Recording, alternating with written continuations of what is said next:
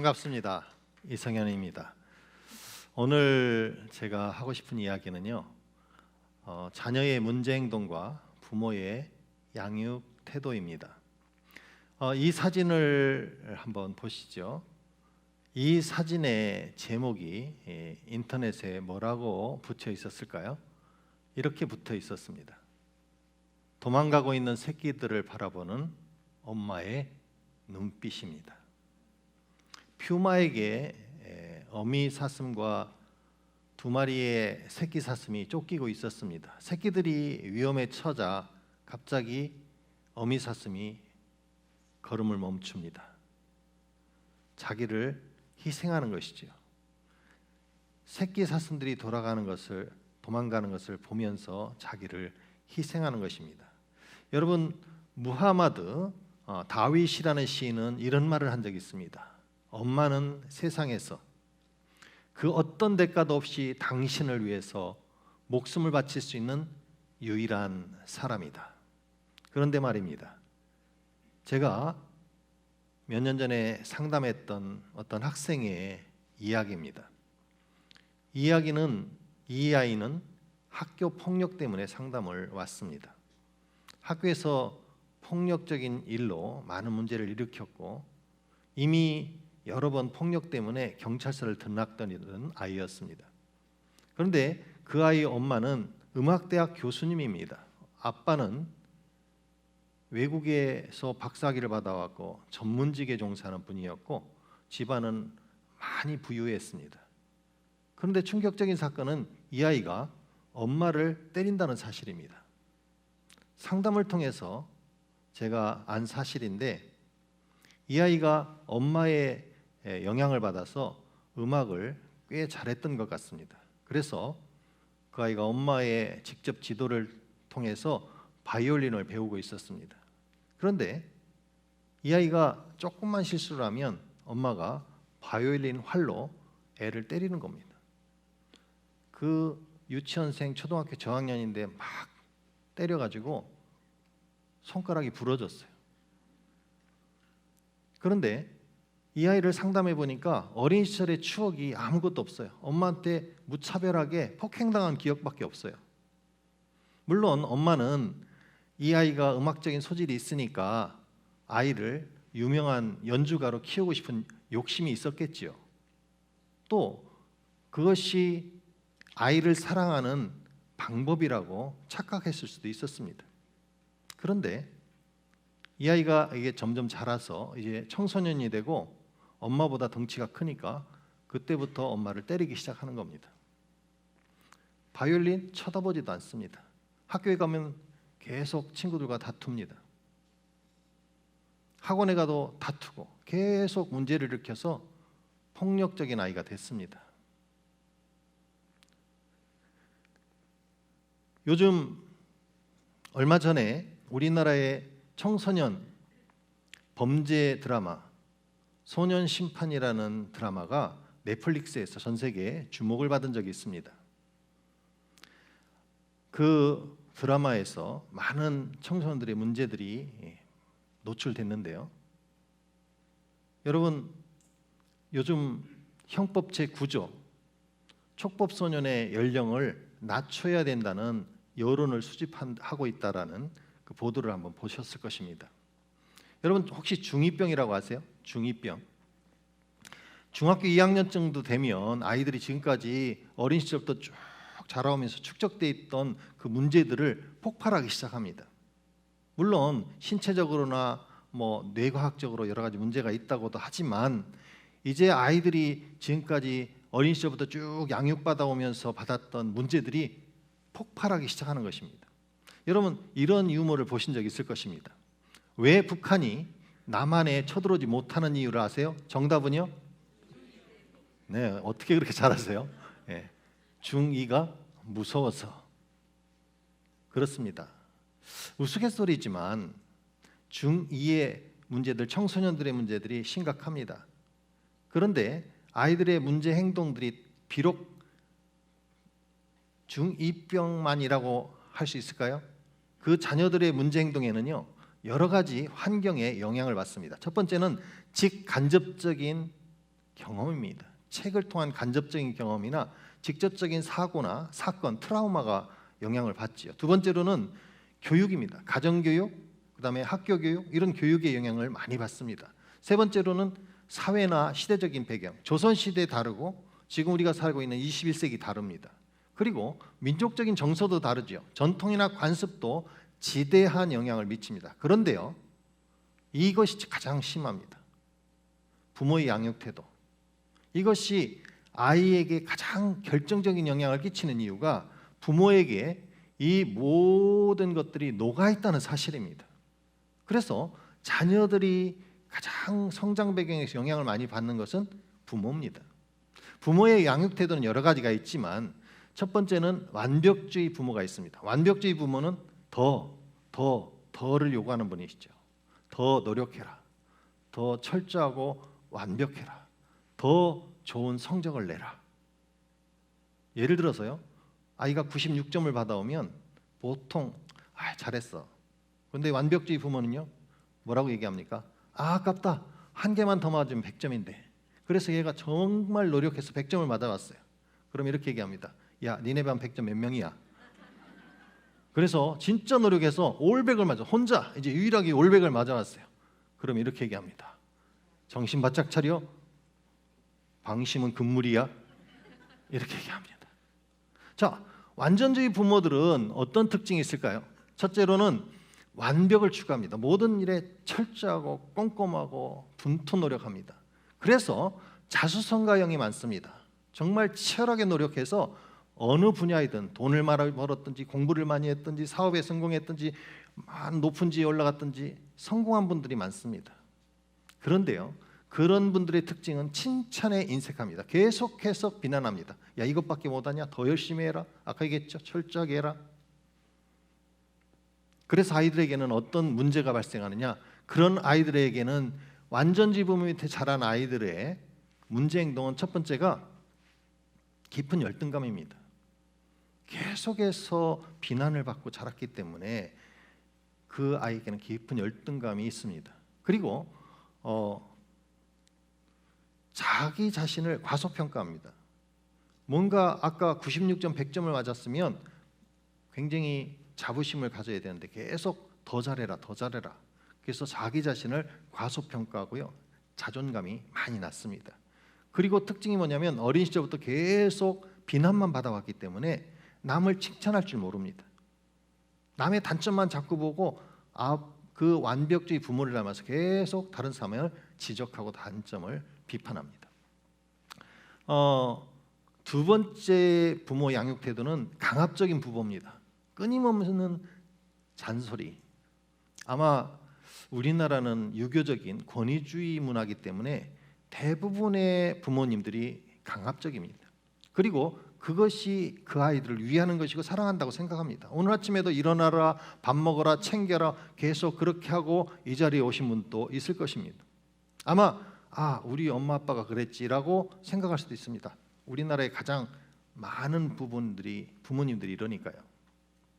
이런 부모님들의 특징이 있습니다. 그분들의 특징은 자녀에게 꼬치꼬치 지시를 합니다. 그리고 끊임없이 명령하고 잔소리를 합니다. 그리고 자녀들의 행동을 통제하고 감시합니다. 확인합니다.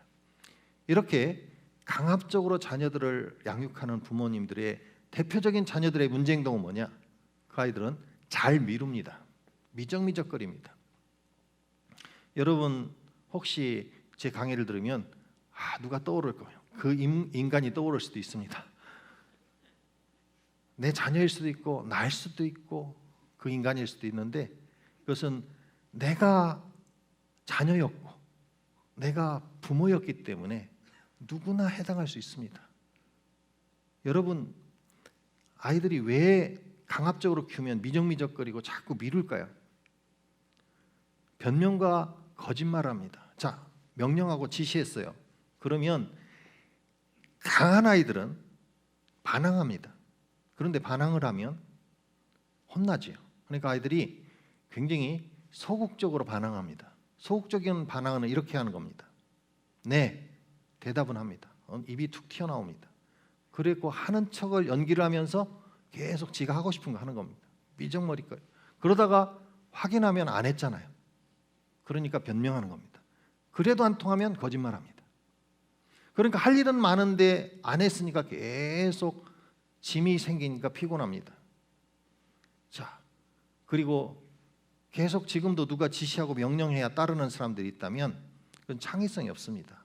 이렇게 계획하고 이렇게 해서 이렇게 자기주도로 나가야 되는데 지시하고 명령해야만 움직이는 사람들, 이것이 문제입니다. 자, 세 번째 양육 태도는 징벌적인 부모입니다. 양육 태도 중에 제일 안 좋은 거지요. 아이들에게 폭언과 폭행을 하는 사람들입니다. 아까 제가 예를 드렸죠. 제일 파괴적이고 제일 안 좋은 양육 태도가 바로 징벌적인 부모입니다. 이 부모는 아직 어린아이이기 때문에 미숙하고 아주 부족한데도 부모님들이 그걸 참지 못하고 아이에게 징벌을 가하는 경우입니다. 자, 징벌적인 부모님의 행동 특성은 뭐냐면 언어적인 폭력을 하거나 육체적으로 가는 폭행을 하거나 그리고 가혹한 징벌을 합니다. 그런데 여러분 조심할 게 있어요. 대부분 장남이나 장녀가 많이 혼납니다.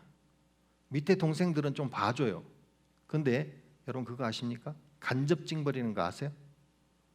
누나가 혼납니다. 형이 혼납니다. 그럼 아이들이 알아서 깁니다. 그거를 우리는 간접 징벌이라고 합니다. 형만, 누나만 혼났는데 다른 애들도 똑같이 징벌받고 있는 거예요. 자, 그러면 문제가 뭐냐? 가장 심각한 문제는 분노와 적개심입니다. 복수심입니다. 그래서 나중에 반드시 복수를 합니다. 가벼운 경우는 자기 가족에게 하고요, 자녀에게 하고, 그게 심각한 사람들은 타인에게 그렇게 합니다. 그리고 죄책감에 시달립니다. 늘 뭔가 자기는 죄인이에요. 부모님들이 때릴 때 너 착하니까 때린다고 합니까? 너 잘못했으니까 때린다 합니까?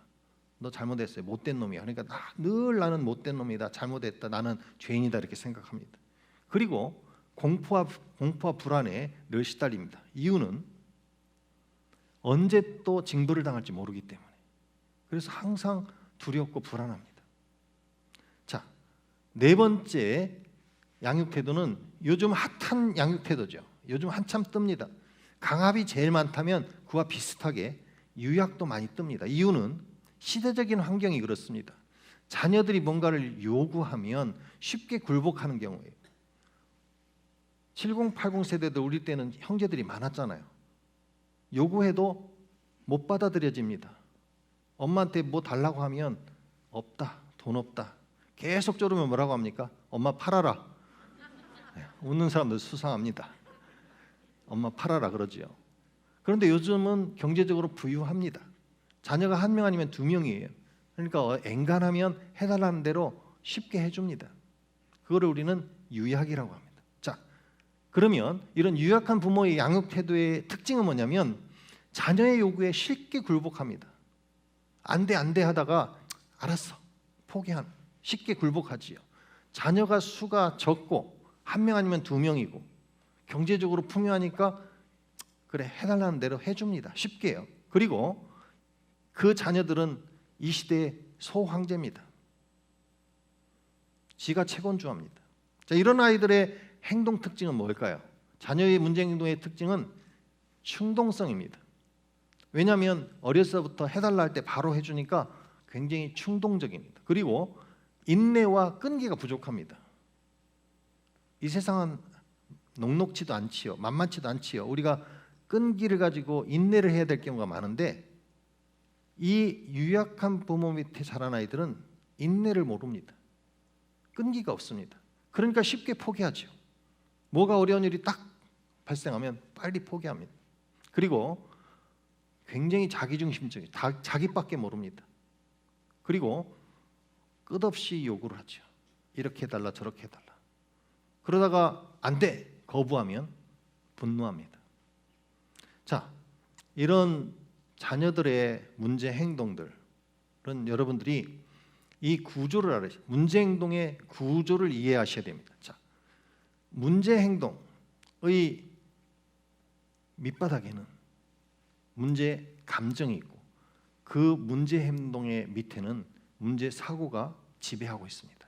자, 예를 들어 볼까요? 자, 문제 행동은 쉽게 우리가 눈에 띕니다. 왜냐하면 아이가 또 남편이 밖에서 들어올 때 씩씩거리고 자기 문을 꽉 닫고 들어갑니다. 그럼 우리가 화났구나 알지요. 문제 행동은 금방 압니다. 행동으로 나타나기 때문에.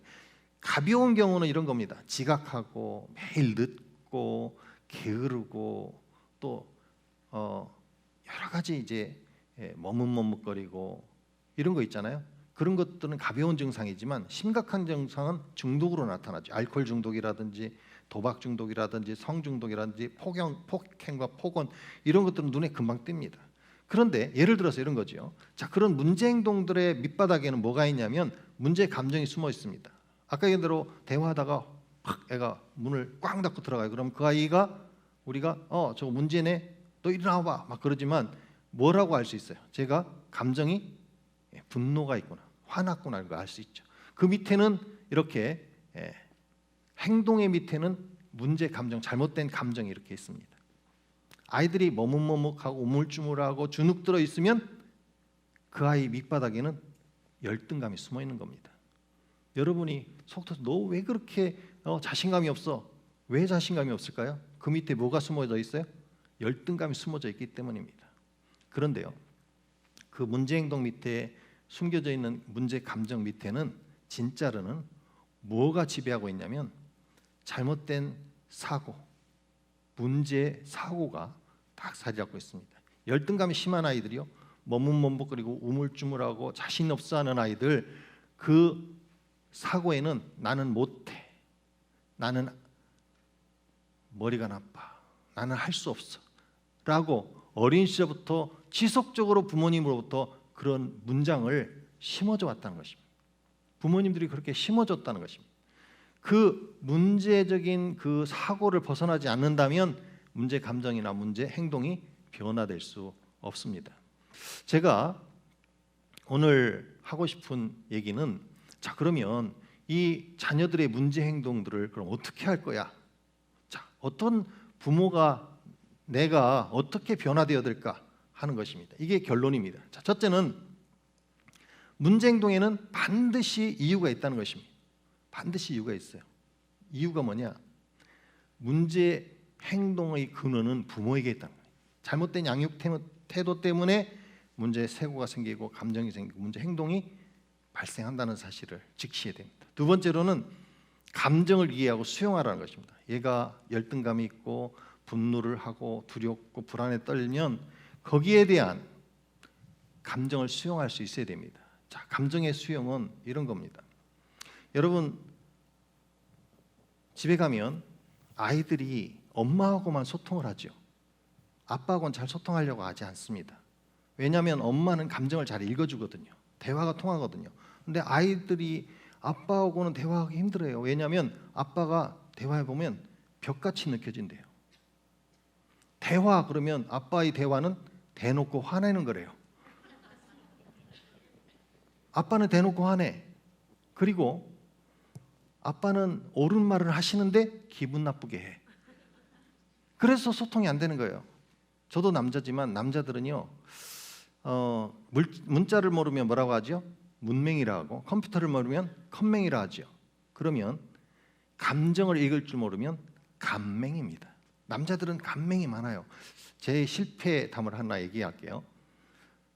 저희 고향은요, 충청남도입니다. 결혼을 했어요. 우리 집사람하고 처음 이제 신혼에 이제 추석 때, 그때 우리 본가가 천안이기 때문에 기차를 타고 오랜 시간 이제 천안에 갔어요. 이제 새댁이 열심히 음식도 만들고 설거지도 하고 손님 접대도 하고 막 했습니다. 이제 처음으로 명절에 가서 시댁에 가서 긴장도 했지요. 이제 돌아오는 길입니다. 기차에서 딱 보니까 입이 대빨만큼 나왔어요. 우리 집사람이 교사였습니다.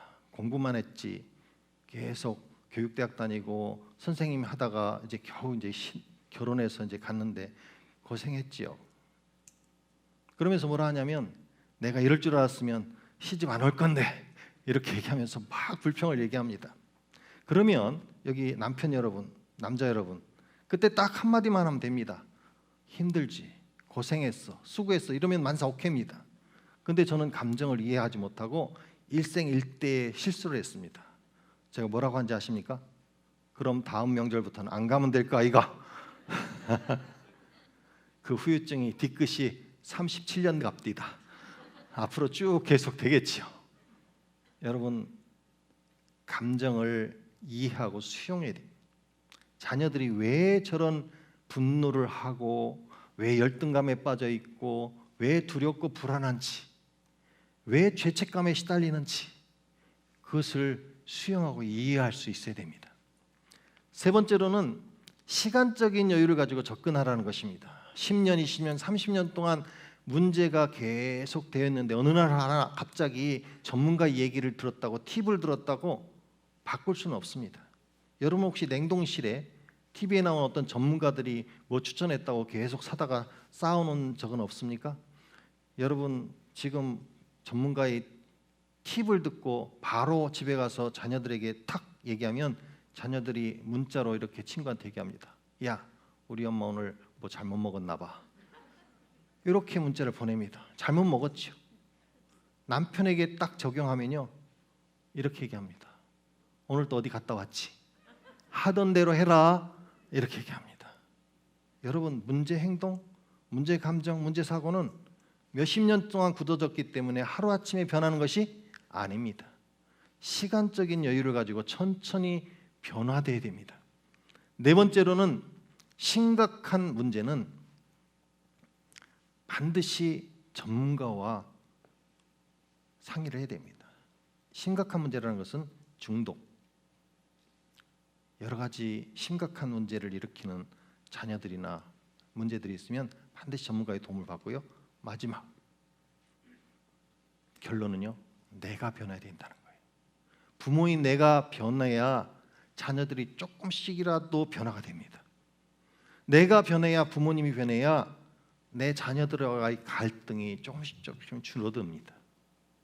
나의 열등감, 나의 분노, 나의 두려움, 나의 불안, 죄책감이 조금씩 변화되어야 여러분의 가정생활, 여러분의 가족 간의, 특히 여러분의 자녀 간의 관계가 조금씩 회복되는 것입니다. 그래서 여러분이 자신이 먼저 변화되어서 자녀들과의 관계가 조금씩 완전히 문제가 없을 수는 없지만 조금씩 줄여가면서 행복한 생활을 영위하시기를 바랍니다. 감사합니다.